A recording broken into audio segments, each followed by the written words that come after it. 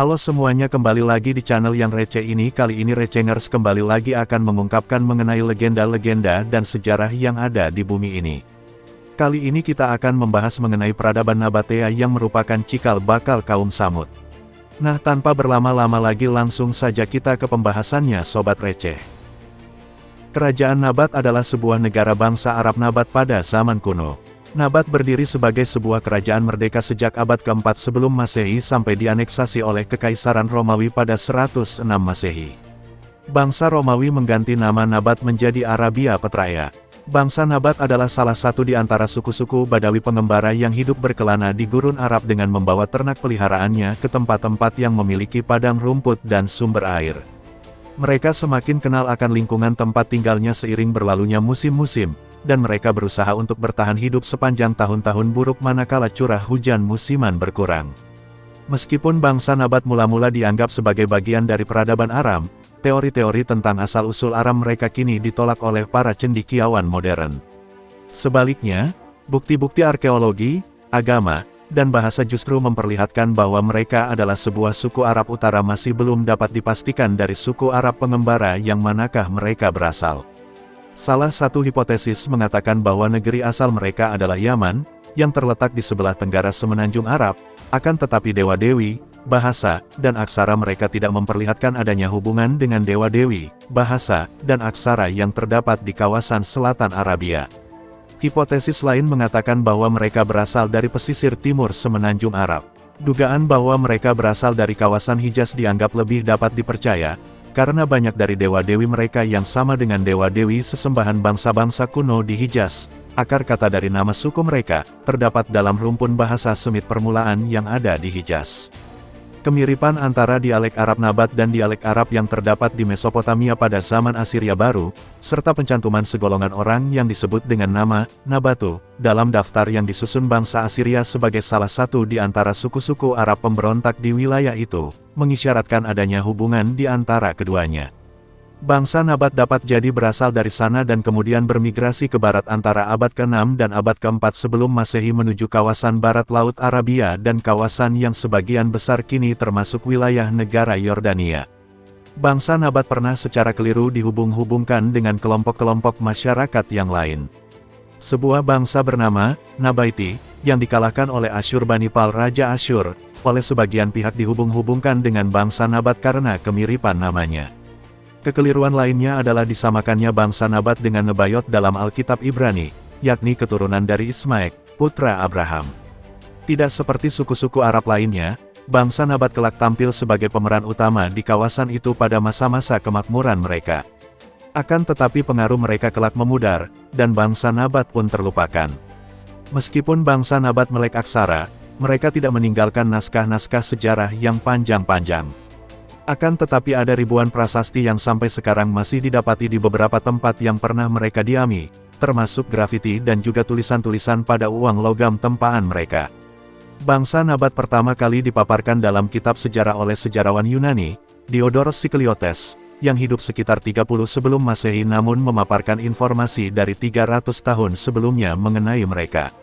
Informasinya diperoleh dari salah satu di antara tulisan-tulisan Hieronymos dari Kardia, salah seorang panglima Alexander Agung yang pernah bertatap muka secara langsung dengan bangsa Nabat. Diodoros menguraikan bagaimana bangsa Nabat bertahan hidup di gurun tanpa sumber air dan bagaimana mereka mengalahkan musuh-musuhnya dengan jalan bersembunyi di gurun sampai musuh-musuhnya menyerah karena kehabisan air. Bangsa Nabat menggali waduk-waduk yang permukaannya kemudian ditutupi dan diberi tanda yang hanya dapat dikenali oleh mereka. Diodoros mencatat bahwa mereka sungguh-sungguh cinta akan kemerdekaan, dan menyertakan pula sebuah keterangan tentang kegagalan penyerbuan-penyerbuan yang dilakukan Panglima Yunani, Antigonos I, pada 312 sebelum Masehi. Setelah Alexander Agung mangkat pada 323 sebelum Masehi, wilayah kekaisarannya dibagi-bagi oleh para panglimanya. Pada masa pertikaian para panglima Alexander, Antigonos I bergerak menaklukkan Levan hingga akhirnya tiba di perbatasan Edom, tepat di sebelah utara Petra. Bangsa Nabat yang kaya raya menjadi sasaran Antigonus berikutnya. Sumber kemakmuran mereka adalah pendapatan teratur yang diterima dari kafilah-kafilah niaga yang mengangkut kemenyan, mur, dan lain-lain rempah ratus dari Daemon di Yaman sekarang, melintasi semenanjung Arab, melewati Petra dan berakhir di pelabuhan Gaza untuk dikapalkan ke pasar-pasar Eropa. Kemakmuran menjadi ciri khas yang membedakan bangsa Nabat dari suku-suku Arab lainnya. Antigonos memerintahkan salah satu perwiranya untuk menyerbu orang-orang barbar, Nabat dan merampas ternak mereka. 3 kali penyerbuan berakhir dengan sia-sia ataupun bencana bagi pihak Yunani. Pada penyerbuan kali pertama, pihak Yunani berhasil merampas berton-ton rempah ratus dan perak dari Petra pada 312 sebelum Masehi. Meskipun tahun ini dianggap sebagai tahun resmi bermulanya sejarah bangsa Nabat, tetapi kala itu mereka sudah kaya raya. 2 konfrontasi segera menyusul dan karena berakhir dengan kegagalan, Antigonos pun menyingkirkan rencana-rencananya melawan orang-orang Arab ini, karena ia harus menangani urusan-urusan yang lebih penting. Dalam pertempuran Ipsos di Anatolia sekitar 301 sebelum Masehi, Antigonos dikalahkan oleh koalisi Yunani yang juga mengikut sertakan Selekia.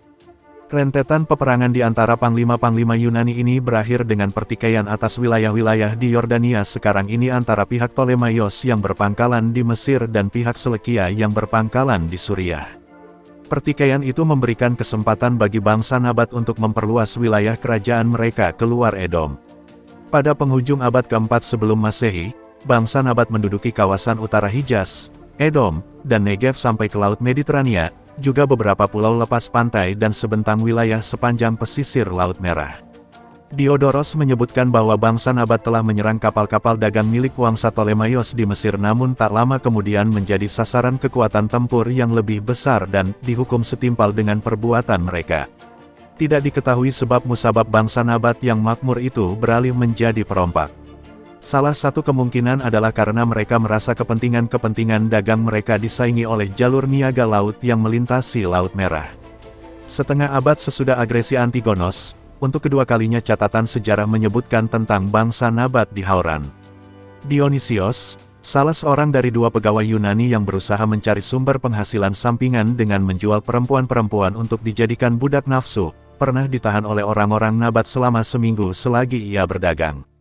Mengingat adanya kesetaraan gender dalam masyarakat Nabat kala itu, mungkin saja orang-orang Nabat berkeberatan dengan cara-cara Dionysos memperlakukan kaum perempuan di wilayah kekuasaan mereka, yakni di tempat mereka merasa wajib bertanggung jawab atas penegakan hukum dan ketertiban. Aretas I adalah raja Nabat pertama yang diketahui namanya, karena ditemukan pada sebuah prasasti di Negev yang berasal dari abad kedua sebelum Masehi. Sekitar waktu yang sama, bangsa Arab Nabat telah menjalin persahabatan dengan jiran mereka, kaum Yahudi Makabe. Bangsa Nabat bersimpati pada kaum Makabe yang ditindas oleh Wangsa Selekia. Di abad yang sama, bangsa Nabat mulai menempa uang-uang logam, yang mengisyaratkan kebebasan seluas-luasnya yang mereka nikmati di bidang ekonomi dan politik. Petra dicantumkan dalam sebuah daftar kota-kota besar di Mediterania yang harus dikunjungi oleh seorang tokoh terkemuka dari Priene, pertanda pentingnya Nabat di dunia kuno.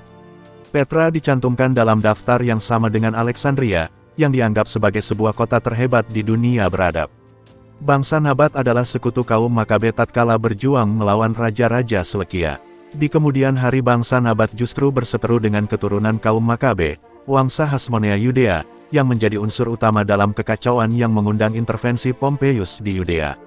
Pelabuhan Gaza adalah perhentian akhir rempah-rempah yang diangkut oleh kafilah-kafilah dagang sebelum dikapalkan ke pasar-pasar Eropa, dan oleh karena itu bangsa Nabat memiliki pengaruh yang cukup besar atas penduduk Gaza.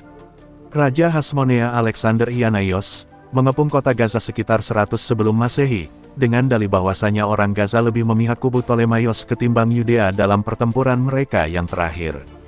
Gaza diduduki dan warganya dibantai dengan mata pedang oleh Ianaios. Hasmonea, di bawah kepemimpinan Ianaios, melancarkan peperangan yang berhasil merebut beberapa wilayah di Transjordania, sebelah utara Nabat, juga jalan menuju Damsyik, yang mencakup Moab dan Gilead. Perebutan wilayah-wilayah itu mengancam kepentingan-kepentingan dagang Nabat, baik yang terkait dengan Gaza maupun dengan pihak Selekia di Damsyik. Raja Nabat, Obodas I berjuang merebut kembali wilayah-wilayah itu. Obodas berjaya mengalahkan Ianaios dalam pertempuran Gadara sekitar 93 sebelum Masehi, dengan cara tiba-tiba menyergap Ianaios dan bala tentaranya di sebuah lembah terjal sampai-sampai Ianaios hanya mampu luput dari maut berkat nasib baik semata. Setelah menang atas Yudea, Kerajaan Nabat bertikai pula dengan Selekia, yang tidak senang dengan makin besarnya pengaruh Nabat atas wilayah selatannya. Sekali lagi Nabat berjaya atas Yunani, dan kali ini atas Selekia. Dalam pertempuran Kana, Raja Selekia Antiochos ke-12 bertempur melawan kerajaan Nabat dan tewas dalam pertempuran. Bala tentaranya yang patah semangat lari kocar-kacir dan binasa di gurun akibat kelaparan. Berkat kemenangannya atas Yudea dan Selekia, Obodas menjadi Raja Nabat pertama yang disembah rakyatnya sebagai dewata. Afdat adalah sebuah kuil yang dibangun di gurun Negev oleh bangsa Nabat sebagai peringatan akan Obodas. Ia dimakamkan di kuil itu dan telah ditemukan prasasti yang berisi perkataan, Obodas Sang Dewa. Pada masa pemerintahan Aretas III, 87–62 sebelum Masehi. Kerajaan Nabat tampaknya telah mencapai titik puncak dalam hal luas wilayah, tetapi dapat dikalahkan oleh bala tentara Romawi di bawah pimpinan Marcus Aemilius Scaurus. Bala tentara Scaurus bahkan mengepung Petra, tetapi pada akhirnya sebuah kompromi pun harus dirundingkan. Setelah mempersembahkan upeti, Aretas III mendapatkan pengakuan resmi dari Republik Romawi. Kerajaan Nabat melihat dirinya perlahan-lahan dikelilingi oleh Kekaisaran Romawi terus-menerus meluas dengan menaklukkan Mesir dan meaneksasi Yudea Hasmonea. Meskipun dapat mempertahankan kemerdekaannya secara formal, tetapi pada kenyataannya kerajaan Nabat menjadi sebuah kerajaan bawahan yang dibayang-bayangi wibawa Roma. Pada 106 Masehi, semasa Trajanus memerintah sebagai Kaisar Romawi, Raja terakhir kerajaan Nabat, Rabel II Soter, mangkat. Boleh jadi peristiwa inilah yang memicu dilakukannya aneksasi secara resmi atas Nabat oleh Kekaisaran Romawi, akan tetapi alasan resmi aneksasi dan cara pelaksanaannya tidak diketahui. Beberapa penggalan kata dalam peninggalan-peninggalan tertulis mengisyaratkan adanya tindakan militer, dipimpin oleh Cornelius Palma, gubernur Suriah. Bala tentara Romawi agaknya didatangkan dari Suriah dan Mesir. Sudah jelas bahwa menjelang 107 Masehi ada legiun-legiun Romawi yang ditempatkan di sekitar Petra and Busra, sebagaimana yang ditunjukkan oleh selembar papirus yang ditemukan di Mesir. Kerajaan Nabat dianeksasi dan dijadikan Provinsi Arabia Petraea.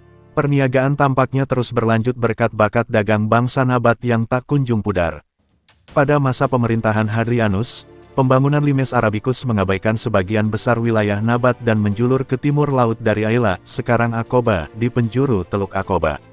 Seabad kemudian, pada masa pemerintahan Severus Alexander, pengeluaran uang logam setempat terhenti. Tidak ada lagi pembangunan makam-makam mewah, agaknya karena terjadi perubahan politik mendadak, seperti invasi kekuatan Persia baru di zaman Kekaisaran Sasani. Kota Palmyra, yang selama beberapa waktu dijadikan ibu kota Kekaisaran Palmyra, tumbuh menjadi semakin penting dan menarik jalur niaga Arab menjauh dari Petra. Kerajaan Nabat terletak di antara Semenanjung Sinai dan Semenanjung Arab, bertetangga dengan kerajaan Yudea di sebelah barat, dan dengan kerajaan Mesir Ptolemaios di sebelah barat daya. Ibu kotanya adalah Rakhmu di Yordania, dan wilayah kekuasaannya juga meliputi kota Busra, kota Hegra, dan kota Nitsana. Rakhmu, yang kini disebut Petra, dahulu kala adalah sebuah kota niaga yang makmur, tertelak pada titik pertemuan beberapa jalur niaga penting. Salah satunya adalah jalur Kemenyan yang menghubungkan daerah-daerah penghasil mur dan Kemenyan di Arab Selatan, dan menjulur melewati Madain Saleh menuju Petra. Dari Petra, wangi-wangian itu disalurkan ke seluruh wilayah Mediterania. Nah, sudah sampai di akhir video peradaban Nabatea yang merupakan cikal bakal kaum Samud. Bagaimana Sobat Receh, penjelasannya menambah wawasan bukan? Jangan lupa like, komen dan subscribe ya Sobat semua. Sampai jumpa di video selanjutnya.